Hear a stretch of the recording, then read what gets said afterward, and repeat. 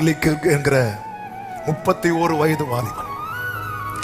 அதாவது அவர் இன்னொரு 10 இயர்ஸ் வாழ்ந்திருப்பார்னா, அல்லது ஒரு மேக்ஸிமம் 15 இயர்ஸ் கூட வாழ்ந்திருப்பார்னா, அடுத்த அமெரிக்க பிரசிடென்ட் ஆகிறதுக்கான எல்லா தகுதியும் உள்ளவர். 18 வயசுல ஸ்டார்ட் பண்ணார். ஆனா எல்லா இடத்துலயுமே ஜீசஸ் ஜீசஸ் ஜீசஸ் ஜீசஸ். அதனால அவர் கொன்னுட்டாங்க.